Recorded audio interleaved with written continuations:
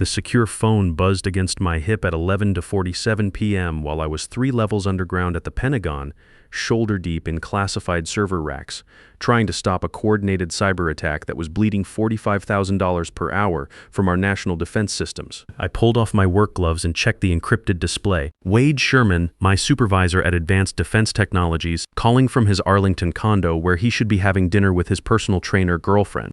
My name is Garrison Mills. Everyone calls me Gary. I'm 47 years old, and I just got fired while managing a cybersecurity crisis that nobody else at my company knows how to solve. I almost didn't answer that call. When you're managing a security breach compromising military communications across 3 time zones, phone calls from corporate feel less urgent than the blinking threat indicators in front of you. But 22 years of being a reliable crisis manager conditions you to answer anyway. Mills speaking. Gary, it's Wade. I need to inform you of a company decision. Effective immediately, we no longer require your services as Senior Defense Security Architect. Your employment is terminated as of today. I looked at the threat console. Alert code red, still flashing across multiple screens. Database intrusion attempts showing 1,247 failed authentication probes in the last 8 minutes. 3 separate military communication networks completely isolated due to our emergency lockdown protocols. Nicole Parker, Pentagon Operations Coordinator, standing 10 feet away, looking at me with the kind of desperate hope you see when someone realizes their entire mission depends on one person who actually understands these 25-year-old legacy defense systems. I understand, I said, keeping my voice level. I'll inform Nicole that Advanced Defense Technologies will be handling the breach response procedures for the crisis I'm currently managing. Silence long enough that I thought the secure connection might have dropped. What crisis? The coordinated cyber attack that brought me here at 4 p.m. yesterday. 3 military networks are in full lockdown. The breach is costing approximately $45,000 per hour in communications downtime and operational delays. I'm in the middle of tracing the intrusion through 20-year-old mainframe protocols that predate most of your current staff. I assume you'll want to send someone else to complete the trace work since I no longer work for Advanced Defense Technologies. More silence. I could hear him breathing through the encrypted line. Gary, let's discuss this after you've resolved the Pentagon situation. I don't think that's appropriate. You just terminated my employment. I shouldn't be working on ADT projects if I'm no longer an ADT employee. I'll brief Nicole on what I've discovered so far and catch the next shuttle back to Virginia. Wait, Gary, let me call you back. He ended the call before I could respond. At 47, I thought I had maybe 18 good working years left before thinking about retirement, and maybe that cabin in the Shenandoah Valley my late wife, Sarah, always wanted to buy. I thought I'd built enough reputation and expertise to coast into my golden years with respect and security. That phone call changed everything, and maybe it was time. Isabella's medical bills were sitting on my kitchen table back in Alexandria. $32,000 due in 6 weeks for her spinal fusion surgery. Sarah had made me promise before she died that Isabella would get the medical care she needed, that our daughter wouldn't suffer because of financial constraints like Sarah's family did. Corporate loyalty wasn't going to pay that bill. Expertise might. Before I explain what happened over the next 72 hours, let me establish who I am and why that phone call was the most expensive mistake Wade Sherman ever made. I joined the Air Force right out of high school in 1995, spent 12 years in cyber warfare, learned computer systems when military networks still relied on protocols nobody teaches anymore. Back then, cybersecurity meant understanding how adversaries think and building fortress-level defenses. When I got out in 2007, defense contractors were realizing their old systems weren't going anywhere, but nobody understood how they actually worked. Advanced Defense Technologies hired me in 2008 as a network security engineer specializing in legacy military systems. My job was troubleshooting complex security breaches in systems that younger engineers didn't understand and couldn't fix. When a military installation got hacked and their IT department couldn't trace the intrusion, they called ADT. ADT sent me. Over 116 years, I'd responded to 284 security emergencies across 12 states and 3 overseas installations. I'd traced advanced persistent threats, diagnosed insider attack vectors, identified zero-day vulnerabilities, and stopped data exfiltration attempts that could have compromised operational security for thousands of service members. I'd worked through hurricanes, holidays, and family emergencies. I missed Isabella's high school graduation to fix a breach at Norfolk Naval Base. I spent my 45th birthday in a server room at Fort Bragg debugging assembly code while Sarah celebrated alone at home. That was before the cancer diagnosis. Before I learned that loyalty to your employer means nothing when you need time for oncology appointments and hospice care. Sarah died 3 years ago. Isabella's 20 now, junior at George Mason, studying computer science like her old man. She's the only family I have left, and her health isn't negotiable. Sarah used to say I was too valuable to let one company control my future. She'd grown up watching her father work 30 years for the same steel company, believing loyalty would guarantee security. When they got bought out, they eliminated his pension and laid him off at 58. Nobody looks out for you except you, Gary. She'd tell me during those long nights at the hospital, build something that's yours, not theirs. Most importantly, I developed deep knowledge of legacy military communication protocols that most of the defense industry still runs on, but nobody teaches anymore. Every installation had unique implementations. Every system had custom modifications. Every security model had quirks that existed only in my experience-based understanding of how those systems behaved under attack. That knowledge was what made me valuable. That knowledge was also what Wade Sherman had just eliminated from ADT's crisis response capability at the worst possible moment. The Pentagon crisis had started 31 hours earlier. Fort Belvoir, Norfolk Naval Base, and Quantico had all reported sophisticated intrusion attempts targeting their communication relay systems within 2 hours of each other. All 3 installations used similar legacy mainframe architectures. All 3 were experiencing identical attack patterns. This was the kind of coordinated attack that kept defense professionals awake at night. Someone with serious resources and deep technical knowledge was systematically probing the backbone of military communications infrastructure. This wasn't some script kiddie trying to steal personnel files. This was nation-state level sophistication. ADT's standard protocol was remote diagnostics first. I spent 6 hours on secure video calls with each installation's security teams, walking them through trace procedures and reviewing intrusion logs. By midnight Wednesday, I determined this wasn't something that could be resolved remotely. The attack pattern suggested someone with deep knowledge of military communication protocols was systematically probing for vulnerabilities in 25-year-old code that most people assumed was too classified to be worth attacking. They were wrong. Old code isn't automatically secure code.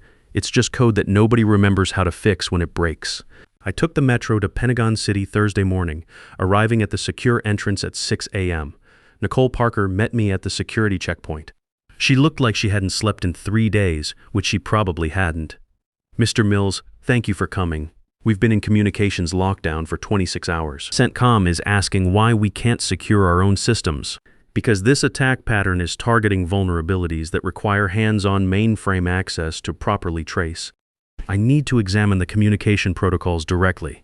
She led me to the secure data center. 4 floors of humming mainframe computers, each one processing thousands of military communications per minute when they weren't locked down due to security breaches. All silent now, all offline, all costing the Pentagon approximately $15,000 per hour in operational delays. This was the kind of place that reminded me why I got into this business. These weren't just computers. They were the nervous system of American military operations. Every order, every intelligence report, every personnel communication flowed through systems like these. When they went down, missions got delayed and people got put at risk. I spent the next 9 hours tracing the attack through system logs, identifying the exact communication subroutines the hackers were targeting and mapping their intrusion methodology. This wasn't random cyber vandalism. This was sophisticated, methodical, and expensive. Someone had invested serious money in understanding exactly how these old systems worked and where their weak points were. By 6 p.m., I'd moved between all 3 installations, finding identical attack patterns across every compromised system. The hackers weren't just hitting random military targets.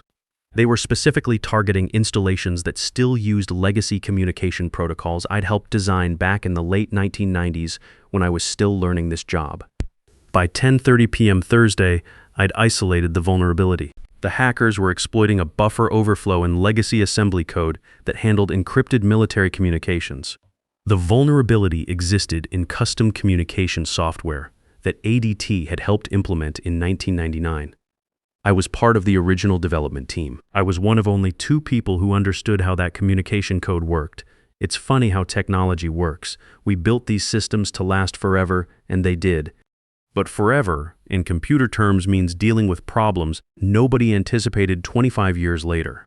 The code we wrote in 1999 was rock solid for its time. We never imagined that hackers in 2024 would have the computing power and patience to probe for buffer overflows and assembly subroutines that processed maybe 500 communications per day back then, but now handled 50,000. Fixing it required patching 25-year-old assembly modules, updating mainframe security protocols, and implementing new input validation routines that would prevent similar attacks without breaking the military's existing communication systems. This wasn't like updating your smartphone. You couldn't just download a patch and restart. Every change had to be tested, validated, and implemented with surgical precision. One mistake and you could freeze military communications for days during active operations. I estimated 14 to 18 hours of careful programming work across all 3 installations. It was the kind of work that required not just technical knowledge, but institutional memory. You had to understand not just how the code worked, but why it was written that way. What assumptions the original programmers made, and how those assumptions had changed over 2.5 decades. I started at 10:45 p.m. Thursday night. By 11:47 p.m., I was halfway through updating the first set of assembly modules when Wade called and told me I was fired. After Wade hung up, Nicole approached me cautiously. You could see the panic starting to set in as she processed what she just overheard. "Mr. Mills, is everything all right? You look concerned. I just got terminated by my employer while in the middle of securing your communication systems." Her expression went from concerned to horrified. In her world, military communications didn't just shut down for maintenance. Every hour these systems stayed down was compromising operational readiness and putting service members at risk. "Terminated? But you're the only person who understands our legacy protocols. What happens to our systems?" That's an excellent question. Advanced defense technologies will need to send someone else to complete the work. How long will that take? The other engineer who understands these communication protocols is Jared Walsh. He's in Germany managing a NATO contract. ADT might have to wait until he becomes available. How long? Jared's European engagement is scheduled for another 12 days plus travel time. Nicole's face went white. I could see her doing the math in her head. We can't wait 12 days. Every day offline compromises operational communications and mission readiness. 12 days would put active operations at risk. Then I suggest you contact ADT Corporate and explain the urgency. At 1:15 a.m., my phone rang again. This time, it was Quentin Reed, ADT's Chief Operating Officer. Quentin had been with the company for 14 years and understood exactly how critical my role was to military crisis management. He was also smart enough to realize that Wade had just made a catastrophic error in judgment. "Gary, I just got off the phone with Wade. There's been a misunderstanding about your employment status. We need you to complete the Pentagon engagement before we discuss any personnel matters." "Quentin, Wade was very clear. He said my employment was terminated effective immediately.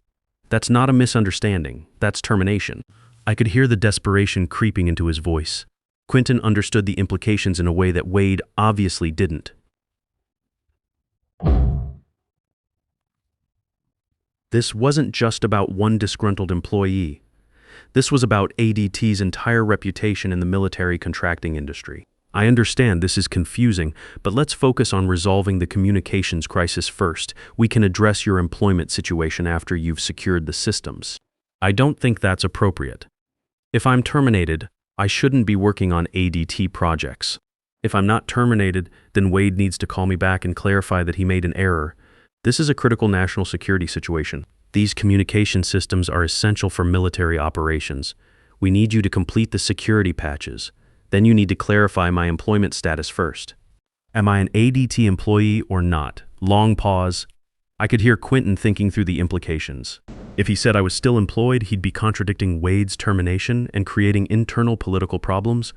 If he said I was terminated, he'd be admitting that ADT had just eliminated their crisis response capability in the middle of their most expensive emergency. "Gary, Let me conference in Wade so we can resolve this together. I'd rather you didn't. Wade was clear about his decision. I'm respecting that decision by no longer working on ADT projects. If the Pentagon needs assistance, they should contact ADT's emergency response line and request another engineer. There is no other engineer available who understands these legacy military systems. That's an unfortunate situation, but it's not my problem anymore since I'm no longer an ADT employee. I ended the call. Nicole was standing nearby, having heard my side of the conversation. The weight of the situation was settling on her shoulders. At my age, I'd seen this look before. The moment when someone in management realizes they're completely dependent on something they don't understand and can't control. What should we do, Mr. Mills? You should contact ADT and request emergency engineering support. Explain the urgency of the situation. They'll prioritize getting someone here as quickly as possible. But you're here now. You understand our systems.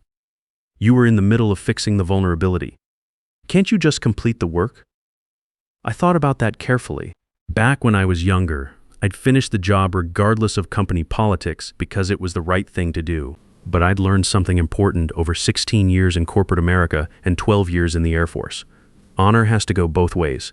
I'd given ADT my best years, missed family time, worked through Sarah's illness, and built their reputation one crisis at a time. The moment it became convenient, they threw me away like broken equipment. Isabella's surgery was in 6 weeks. My mortgage wasn't going to pay itself. Corporate loyalty is a luxury I couldn't afford anymore. I was fired 89 minutes ago.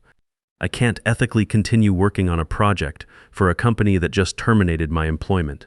What if we hired you directly, not through ADT, but as an independent consultant working for the Pentagon? Now that was interesting. I'd never considered going independent, but at 47, maybe it was time to think about options beyond the corporate ladder. Sarah had always said I was too valuable to let one company control my future. That would create contractual complications. The Pentagon has security agreements with ADT. Those agreements probably have exclusivity provisions preventing you from hiring outside consultants to work on ADT-designed systems. I'll check our contracts. She made several phone calls, had quick conversations that involved a lot of technical terms and urgent whispers, then looked at me with cautious optimism. Our legal team says the security agreement has exclusivity provisions for routine maintenance, but emergency patches can be conducted by any qualified consultant if ADT cannot provide timely support. They're defining timely support as within 24 hours of request. That was the opening I needed, not just to solve this immediate crisis, but to test whether there was a future beyond ADT.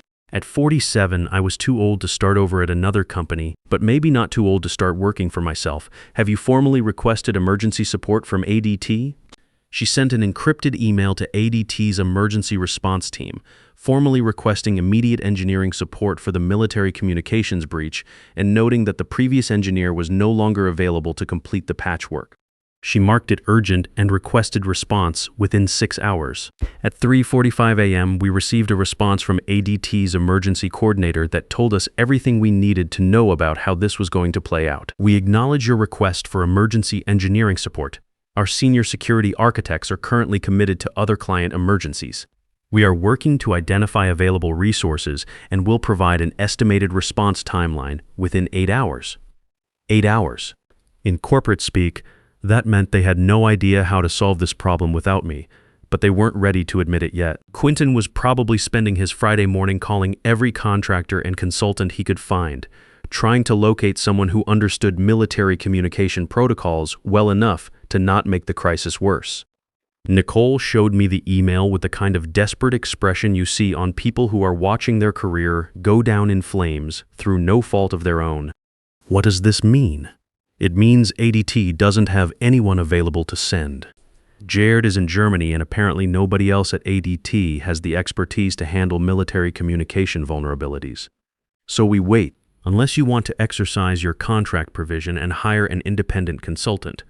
Are you available as an independent consultant? This was the moment.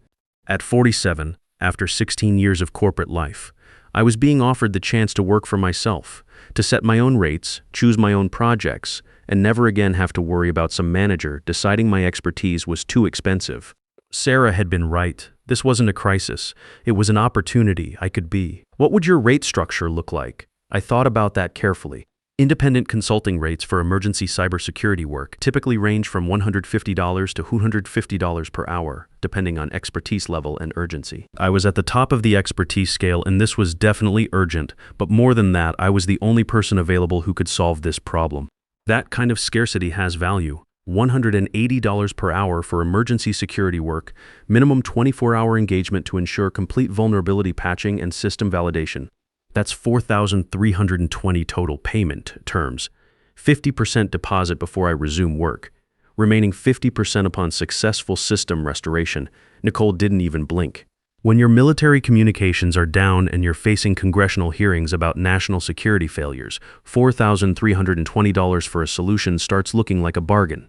Done? I'll have our contracting office process the deposit immediately. The contracting process took until Friday evening. Government paperwork, even in emergencies, moves at government speed, but by 6:30 p.m. Friday, my secure phone chimed with a bank transfer notification. $2,160 had just cleared into my personal checking account. More money than I'd ever received for a single day's work in my entire career. At 7 p.m. Friday, I resumed work on the communication security patches, but now I was working for myself. The funny thing about doing the same work as an independent consultant instead of a corporate employee is how different it feels. Every line of code I wrote was billable. Every problem I solved was building my reputation instead of someone else's company. Every decision was mine to make. For the first time in 16 years, I wasn't just fixing someone else's crisis. I was building my own future, building something for Isabella's surgery, building something Sarah would have been proud of. By Saturday afternoon, I'd completed the vulnerability fixes across all 3 military installations. The work went faster than I'd expected because I wasn't dealing with corporate approval processes or having to document every decision for managers who wouldn't understand the technical details anyway. By Saturday evening, I'd updated the security protocols and conducted full system testing. By Sunday morning, all 3 installations were back online with no security vulnerabilities and no communication processing errors. Total lockdown time, 42 hours. Total operational impact, approximately $1.89 million. But the systems were secure, and the patches I'd implemented would prevent similar communication-based attacks in the future. More importantly, I'd just proven to myself that I didn't need ADT. They needed me. Nicole was watching the communication monitors with visible relief as encrypted traffic began processing normally again. The green lights were beautiful, each one representing thousands of military communications that had been frozen for nearly 2 days, finally flowing through the system like they were supposed to. Mr. Mills, I cannot thank you enough. You saved us from a disaster that would have been catastrophically worse if we'd waited for ADT to send another engineer. You're welcome. I'll prepare a technical report documenting the vulnerability, attack methodology, and patch procedures. You should share that with ADT so they can update their security documentation. At 9:30 p.m. Sunday night, I received a call from Quentin Reed. I was back at my apartment in Alexandria, exhausted, but satisfied with the weekend's work. More than satisfied, I felt something I hadn't felt in years. Pride in work that was entirely mine. Gary, I understand you completed the military security work as an independent consultant. We need to discuss your employment status. Wade's decision to terminate you was premature. We'd like to offer you reinstatement with full back pay and benefits. I appreciate that, but I'm declining. I'm now operating as an independent consultant. It's more lucrative, and I have better control over which projects I accept. What does that mean for ADT? You're our most experienced legacy systems expert. It means ADT will need to develop other engineers with similar expertise or accept that your crisis response capability is significantly reduced. The truth was, at 47, I'd finally learned what my father never had the chance to figure out. He worked 28 years for the same manufacturing company, believing that loyalty and hard work would guarantee security. When the company got bought out, they eliminated his pension and laid him off at 56. He spent his last 9 working years bouncing between temporary jobs, never again finding the security he'd thought he'd earned. I wasn't going to make his mistake. Not with Isabella counting on me. That's not acceptable. We have ongoing client emergencies that require your specific knowledge. Then ADT should have considered that before terminating me while I was literally in the middle of managing one of those emergencies. Gary, I understand you're upset about how Wade handled the situation. I'm not upset, Quentin. I'm simply making rational business decisions based on new information. Wade demonstrated that ADT doesn't value my contributions enough to avoid terminating me during a crisis. I've learned from that demonstration. The next morning, I called Isabella at George Mason. She was between classes, grabbing coffee at the student union, probably stressing about her upcoming spinal fusion surgery and wondering how we were going to manage the $32,000 medical bill. "Dad, is everything okay? You never call on Monday mornings. Everything's fine, sweetheart. Actually, everything's better than fine. I have some news about your surgery."